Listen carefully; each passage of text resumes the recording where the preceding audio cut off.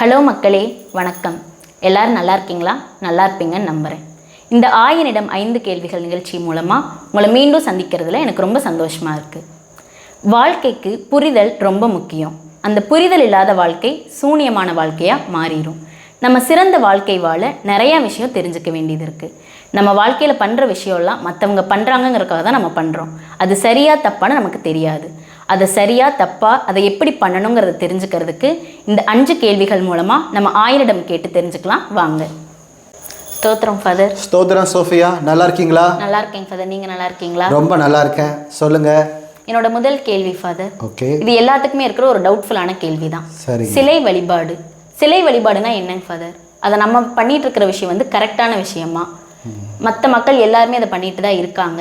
எல்லாத்துக்குமே அது டவுட்ஃபுல்லாக இருக்க தான் செய்யும். அதை நம்ம எப்படி பண்ணணும், பண்ணுற முறை கொஞ்சம் சொல்லுங்கள் ஃபாதர். ஓகே, சிலை வழிபாடு அப்படிங்கிற ஒரு கேள்வியை நீங்கள் கேட்டிருக்கீங்க. பாருங்க, இதே கேள்வியை இயேசு கிறிஸ்துவிடம் ஒரு பெண் கேட்டாங்க, சமாரிய பெண். அவங்க எதுக்காக கேட்டாங்கன்னா, தான் வழிபடுற முறை சரியா அப்படிங்கிற ஒரு தெளிவுக்காக கேட்டாங்க. அவங்க பாருங்கள் சொல்கிறாங்க, என்னுடைய மூதாதையர் மலையில் வழிபட்டாங்க, யூதர்கள் கோயிலில் வழிபாடுன்னு சொல்கிறீங்க, எது சரியான வழிபாடு அப்படின்னு ஒரு கேள்வி இயேசு கிறிஸ்துவிடம் வைக்கிறாங்க. அப்படி அவங்க கேட்டதுக்கு காரணம், நான் சரியான வழிபாட்டை நான் வழிபடணும், முறையை வழிபடணும் அப்படிங்கிற ஒரு எதிர்பார்ப்போடு கேட்டாங்க. ஆனால் இன்றைக்கி பொதுவாக சிலை வழிபாடு அப்படிங்கிறதுக்கான கேள்வி எழுப்புறதுக்கு காரணம், அடுத்தவங்களுடைய வழிபாட்டு முறையை குறை சொல்கிறதற்காக அல்லது கண்டனம் செய்கிறதுக்காக. அது ரொம்ப ரொம்ப தவறு. சரிங்களா? யாருடைய வழிபாட்டையும் நாம் தீர்ப்பிடுறதுக்கு எந்த அதிகாரமும் நமக்கு கிடையாது. சரிங்களா? அவரவர் விருப்பத்துக்கு ஏற்பதான் வழிபாடு செய்வாங்க. சரிங்களா? யாருக்கு சரியான புரிதல் இருக்கோ, எந்த மனிதன் சரியாக புரிஞ்சுக்கிட்டாங்களோ அவங்க சரியான வழிபாட்டை மேற்கொள்ளுவாங்க. அந்த சமாரிய பெண்ணுடைய இயேசு கிறிஸ்து என்ன சொன்னாருன்னா, உங்கள் கடவுள் உருவமற்றவர், ஆவியாக இருக்கிறாரு, ஆகையினால அவரை ஆவியிலும் உண்மையிலும் வழிபடுங்கன்னு சொன்னார். சரிங்களா? இந்த புரிதலை அந்த பெண்ணுக்கு கொடுத்தாரு இயேசு கிறிஸ்து. சரிங்களா? அப்படி இருக்கும்போது நாம் வழிபடுற முறை சரியான முறையா அப்படின்னு நாம் தான் கற்றுக்கிட்டு நம்ம வழிபாட்டு முறையை சரி செய்து கொள்ளணும். ஒருபோதும் அடுத்தவங்க வழிபாட்டு முறையில் தலையிடுறதும் குறை சொல்கிறதும் நாம் செய்யக்கூடாது. ஏன்னா தீர்ப்பிடுறதும் கைமாறு அளிக்கிறதோ ஏன் தண்டனை கொடுக்கிறதோ என்னுடைய வேலைன்னு கடவுள் சொல்லியிருக்கார். நாம் ஒருபோதும் யாரையும் தீர்ப்பிடக்கூடாது. ரெண்டாவது, ஒரு மனித விருப்பத்தோட வாஞ்சையோட, சரிங்களா, கல்லையோ மண்ணையோ ஒரு உருவத்தையோ வைத்து வழிபடுகிற போது இறைவன் அதில் இருக்கிறார் நம்புகிற போது, ஏன் இறைவன் அதில் தன்னை வெளிப்படுத்தக்கூடாது? தூணிலும் இருப்பார், துரும்பிலும் இருப்பார். அப்போ அவர் அந்த மனுஷனுக்கோசரம், சரிங்களா, எவனது நம்பிக்கைக்கோசரம் அவர் எப்படி வேணாலும் தன்னை வெளிப்படுத்தி கொள்ளலாம். சரிங்களா? ஆகையினால நாம் ஒருவரது வழிபாட்டு முறையை ஒருபோதும் தீர்ப்பிடுறதோ கண்டனம் செய்கிறதோ கூடாது. நாம் வழிபடுற முறை சரியா தவறான்னு மட்டும் பார்க்கணும். இப்போது நான் வழிபடுகிற முறை சிலை வழிபாடுது அப்படின்னு நான் நினைக்கிறேன். ஏன்னா நான் கடவுளுக்கு கொடுக்குற முக்கியத்துவத்தை கொடுக்காத போதெல்லாம் நான் சிலை வழிபாடு தான் செய்கிறேன். ஏன்னா நான் பெரியவனாக காட்டிக்கொள்ளுகிற போதெல்லாம் கடவுளை தான் அவமானப்படுத்துகிறேன். கடவுள் சொல்லுகிறாங்க, சரி, மனிதர் முன்னால் உங்களை நீங்கள் மேன்மையானவர்களாகவும் நீதிமானாகவும் காட்டிக்கொள்வது கடவுள் பார்வையில் அருவருப்பானதுன்னு இயேசு கிறிஸ்து அடித்து சொல்கிறார். ஆனால் சில சமயங்களில் நாம் அடுத்தவர்கள் முன்னால் நம்மை உயர்ந்த மனிதராக காட்டிக்கொள்வதிலேயே அநேக நேரத்தை செலவழிக்கிறோம். வழிபாட்டு தலங்களிலும் அது நடக்கிறது. ஆகையினால அந்த வழிபாட்டையெல்லாம் இறைவன் அவமானமாக கருதுகிறார். அதுதான் உண்மையான சிலை வழிபாடு. ஆண்டவருக்கு தகாத அவமானப்படுத்துகிற விதத்திலே அவமதிப்பு கொடுக்கிற விதத்தில் நாம் எதை செய்தாலும் அது சிலை வழிபாடு தான், அவமரியாதை தான். இதை நாம் புரிஞ்சுக்கணும். ஆக உண்மையிலும் ஆவியிலுமாக ஒரு வழிபாட்டை நான் செய்ய முடியுமா? ஆத்மார்த்தமாக உள்ளத்திலிருந்து ஆண்டவரை என்னால் வழிபட முடியுமா? முடிஞ்சதுன்னா அதுதான் சிறப்பான வழிபாடாக இருக்கும். சரிங்களா? ஆக ஆத்மத்திலிருந்து ஒரு வழிபாட்டை மேற்கொள்ள முயற்சி பண்ணுங்க. அந்த வழிபாடு நிச்சயம் இறைவனது செவிக்கு எட்டும். இறைவன் அந்த வழிபாட்டை முழுமையாக ஏற்றுக்கொள்வார். இப்படி ஒரு புரிதலோடு நீங்கள் உங்கள் வழிபாட்டை செய்யுங்க. சரிங்க ஃபாதர். இதுக்கப்புறம் இந்த புரிதலோடு நான் வழிபாட்டை செய்கிறதுக்கு முயற்சிக்கிறோம் ஃபாதர். சூப்பர். என்னோட அடுத்த கேள்விங்க ஃபாதர், நம்மளோட பர்பஸ் ஆஃப் லைஃப் அப்படின்னா கடவுள் நம்மளை எதுக்காக படைச்சாரு? அதுக்குன்னு ஏதாவது ரீசன் இருக்கா? நம்ம பிறந்ததற்கான ரீசன் என்ன? எல்லோரையும் கடவுள் ஏதோ ஒரு நோக்கத்துக்காக தான் படைச்சிருப்பார். சும்மா வேஸ்டா எக்ஸ்ட்ரா இருக்கட்டுமே அப்படின்னோ இல்லை குப்பையாவோ யாரையும் படைக்கல. உங்களை அப்படி படைச்சிருப்பான்னு நினைக்கிறீங்களா? ஏதோ ஒரு நோக்கத்துக்காக தானே படைச்சிருக்கணும். ஆக அந்த நோக்கம் என்ன அப்படின்னு கண்டுபிடிப்பது தான் நம்முடைய முதல் காரியமாக இருக்கணும். சரி, அதை விட்டுட்டு நாம் எதை செய்தாலும் அவை அனைத்தும் வேஸ்ட்டு தான். சரி, எனக்கான பர்பஸ் என்ன, நான் என்ன நோக்கத்துக்காக இங்கே வந்திருக்கேன் பாருங்க. ஒரு வேலை செய்கிற இடத்துக்குள்ள போகிறோம், ஒரு கம்பெனியில் வேலை செய்கிறோம், ஆஃபீஸில் வேலை செய்கிறோம். நமக்குன்னு ஒரு ஜாப்பை அவங்க டிசைன் பண்ணி கொடுத்துருப்போம். அந்த வேலையை தான் நம்ம பார்க்கணும். அதை தவிர வேறு எந்த வேலை பார்த்தாலும் அந்த கம்பெனி அதை அக்செப்ட் பண்ணிக்காது. அதுபோல தான் இந்த உலகத்தில் நாம் வந்ததும் ஏதோ ஒரு நோக்கத்துக்காக. அந்த நோக்கம் என்ன, அதை நான் எப்படி ஃபுல்ஃபில் பண்ணுறது, சரி எவ்வளோ சீக்கிரம் அதை பண்ணணும் அப்படிங்கிற ஒரு புரிதலோடு தான் நாம் வாழணும். நிறைய பேர் அந்த புரிதல் இல்லாமல் வாழ்க்கையை அப்படியே நகர்த்திட்டு போயிட்டே இருக்காங்க. நான் ஏனோ தானோன்னு வாழ்ந்துட்டுருக்கேன்னு சொல்லி அப்படியே அப்படி வாழக்கூடாது.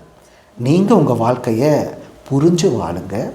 உங்களை யார் இந்த உலகத்துக்கு அனுப்புனாங்களோ அவங்ககிட்டயே கேட்கணும், நான் எதுக்காக என்னை படைச்சிங்க, நான் எதுக்காக இந்த உலகத்துக்கு வந்தேன், என்னுடைய பிறப்பின் நோக்கம் என்ன, நான் எதை செய்யணும், எதை செய்து முடிக்கணும், எதை செய்தால் அது நிறைவாக இருக்கோ எனக்கு வெளிப்படுத்துங்கன்னு கேட்டிங்கன்னா நிச்சயம் உங்களை இந்த உலகத்துக்கு அனுப்பின அந்த தெய்வம் உங்களுக்கு அதை வெளிப்படுத்தும். பர்பஸ் ஆஃப் லைஃப்பை தெரிஞ்சுக்கிட்டு அந்த பர்பஸை ஃபுல்ஃபில் பண்ணுங்கள். அதுதான் உங்கள் டியூட்டி. ஓகே, அதை நீ கடைப்பிடிக்கிறேங்க ஃபாதர். சூப்பர். என்னோட 3வது கேள்வி ஃபாதர், இது எனக்கு ரொம்ப முக்கியமான கேள்வி. தனிமை. இப்போ உங்களுக்கெல்லாம் அதை பற்றி சொல்லவே வேண்டாம், ஏன்னா நீங்கள் ஃபாதர்ஸாக இருக்கீங்க. ஒவ்வொரு பங்குக்கு போயிட்டு வந்துட்டு நீங்களாம் தனியாக தான் இருக்கணும். இப்போ நான் வந்து ஒர்க் ஃப்ரம் ஹோமில் இருக்கேன் ஃபாதர். அப்படின்னா நான் தனியாக தான் இருக்கணும். 1 டே ஃபுல்லாக நான் தனியாகவே ஒர்க் பண்ணுறேன். அந்த தனிமையான வாழ்க்கையை நமக்கு பிடிச்ச மாதிரி, நம்மளோட ஹாப்பினஸ்க்கு ஏற்ற மாதிரி எப்படி மாற்றிக்கிறது, அதை பற்றி கொஞ்சம் சொல்லுங்கள் ஃபாதர். தனிமையாக இருந்தாலும் நாம் செய்கிற வேலைகள், அது சின்ன வேலையாக இருக்கட்டும், பெரிய வேலையாக இருக்கட்டும், எல்லாத்தையும் பிடிச்சு செய்யுங்க, விரும்பி செய்யுங்க. வேண்டாம் வெறுப்போடையோ அடுத்தவங்களுக்காக செய்கிறோம் எண்ணத்தோடையெல்லாம் செய்ய வேண்டாம். சரிங்களா? ஆக செய்கிற காரியம் எனக்கு நன்மை விளைவிக்கும், அந்த காரியத்தின் மூலமாக நான் என்ன சுற்றி இருக்கவங்களுக்கு நன்மை செய்ய முடியுங்கிற ஒரு அதீத நம்பிக்கையோட ஹாப்பியாக எல்லாத்தையும் நீங்கள் செய்ய முயற்சி பண்ணுங்கள். அப்போது அந்த தனிமை உங்களை எந்த விதத்துலையும் பாதிக்காது. நானும் அதை தான் கடைபிடிக்கிறேன், நீங்களும் அதே கடைபிடிங்க. சிம்பிள் தான் லைஃப். ஓகே, ஒருபோதும் காம்ப்ளிகேட் பண்ணிக்க வேண்டாம். ஹாப்பியாக செய்யுங்க, பிடிச்சு செய்யுங்க, மன மகிழ்ச்சியோடு எல்லாத்தையும் செய்து பாருங்கள். நிச்சயம் உங்களுக்கு எந்த விதமான தொந்தரவையும் அந்த தனிமை கொடுக்காது. ஓகேங்க ஃபாதர், இதுக்கப்புறம் சந்தோஷமாக இருக்குது. சந்தோஷமாக இருங்க சோஃபியா. ஓகேங்க ஃபாதர், தேங்க்யூங்க ஃபாதர். என்னோட 4வது கேள்விங்க ஃபாதர், இது எல்லா மக்களுமே இதை வந்து அனுபவிக்கிற ஒன்று தான். துன்பம். துன்பம் இல்லாத மனிதர்களே இருக்க மாட்டாங்க. துன்பத்தாலே வாழ்கிற மக்களும் நிறைய பேர் இருக்காங்க. எல்லாத்துக்கும் அது துன்பம் என்னை விட்டு விலகிறாதா போயிடாதான்னு தான் எல்லாருமே கேட்டிருக்காங்க ஃபாதர். இப்போ அந்த துன்பத்தை நம்ம எப்படி ஃபேஸ் பண்ணுறது, அதை பற்றி கொஞ்சம் சொல்லுங்கள். துன்பம் ரொம்ப ரொம்ப நல்ல விஷயம்னு பார்க்குற ஒரு புரிதல் நமக்கு கட்டாயம் வேணும். ஆனால் இந்த காலகட்டத்தில் துன்பத்தை எதிர்கொள்ள யாருமே விரும்புறது கிடையாது. எப்படி அவாய்ட் பண்ணலாம், கஷ்டம் இல்லாமல் எப்படி வாழலாம் அப்படின்னு தான் எல்லாரும் யோசிக்கிறாங்க. அது தவறு. சரிங்களா?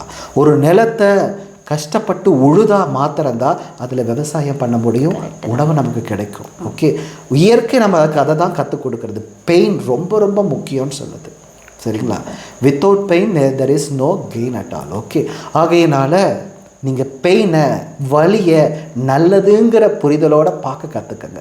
நம்ம வாழ்க்கையில் வர எல்லா கஷ்டமும் நமக்கான பாடங்கள் தான், பயிற்சிகள் தான். அந்த பயிற்சியை நம்ம எடுக்கலை அப்படின்னா நம்ம வளரவே மாட்டோம், நம்ம வாழ்க்கை முழுமையடையவே ஆகாது.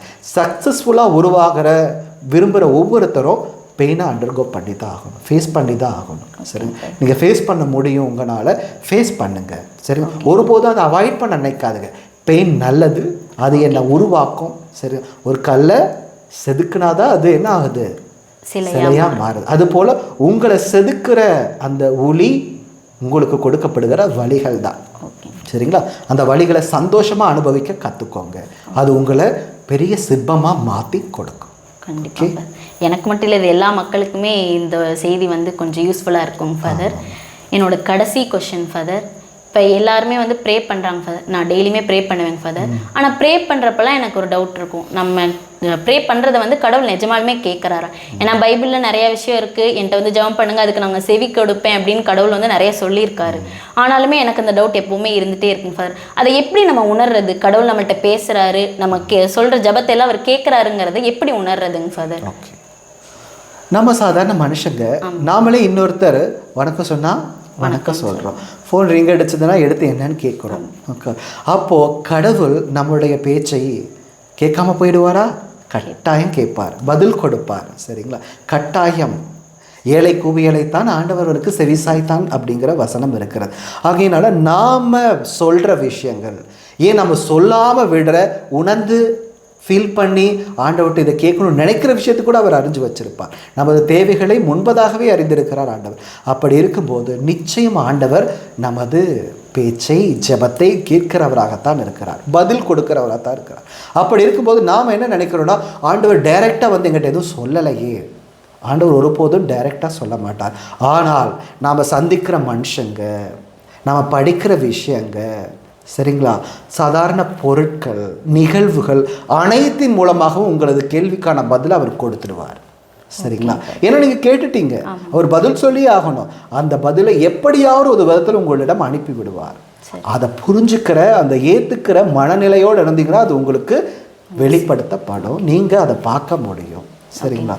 ஆகையினால ஆழ்ந்த நம்பிக்கையோட நான் கேட்டிருக்கேன், ஆண்டவர் எனக்கு பதில் கொடுப்பாருங்கிற உறுதியோடு இருங்க. உங்கள் ஜபங்கள் எல்லாத்தையும் ஆண்டவர் கேட்டு அதுக்கு பதிலையும் அனுப்பி வைப்பார். ஓகேங்க ஃபாதர், நீங்கள் அதை கூர்ந்து கவனித்து அதுபடி நடக்கிறதுக்கு பார்க்குறோம். Very good, very good. ரொம்ப நன்றிங்க ஃபாதர். உங்களோட பொறுமையான பதில்னாலே நான் தெரியாத நிறையா விஷயத்தை இது மூலிமா நான் தெரிஞ்சுக்கிட்டேங்க ஃபாதர். இதுக்கப்புறமும் இவங்களோட டைம் கொடுத்து எங்களுக்காக இவ்வளோ தூரம் பேசினதுக்கு ரொம்ப நன்றிங்க ஃபாதர். வெரி குட், ரொம்ப சந்தோஷம். ஒரு அருமையான வாழ்க்கை குறித்தான் நிறைய கேள்வி கேட்டிருக்கீங்க. தொடர்ந்து வாழ்க்கையை குறித்தான புரிதல் வேணுங்கிறதுக்காக பல விஷயங்களை தேடிக்கிட்டே இருங்க. நீங்கள் வாஞ்சையோடு தேடுறது அனைத்தும் உங்களுக்கு கொடுக்கப்படும். ஓகேங்க சார், தேங்க்யூ. தேங்க்யூ. ஓகே மக்களே, இந்த ஸ்மெல் ஆஃப் ஷீப் யூடியூப் தளத்தின் மூலமாக வாழ்க்கைக்கான புரிதலை பற்றி நீங்கள் நிறைய தெரிஞ்சிருப்பீங்கன்னு நான் நம்புகிறேன். ஒவ்வொருத்தவங்களுக்கும் அவங்கவுங்களோட வாழ்க்கை ரொம்ப முக்கியம். அதே மாதிரி என் வாழ்க்கை எனக்கு முக்கியம். அதை சிறந்த முறையில் வாழ்கிறதுக்கு மற்றவங்க மனசை கஷ்டப்படுத்தாமல், பாதகம் இல்லாமல் வாழ்ந்தாலே போதுமானது. மற்றவங்கள மாற்றிக்க முயற்சிக்கிறத விட நம்மளை நம்ம மாற்றிக்க முயற்சித்தாலே வாழ்க்கை சிறந்ததாக அமையும். நான் இதுக்கப்புறம் என்னை மாற்றிக்க முயற்சிக்க போகிறேன். அதே மாதிரி நீங்களும் முயற்சிப்பீங்கன்னு நம்புகிறேன். வாழ்க்கை சிறந்ததாக அமையும். நன்றி.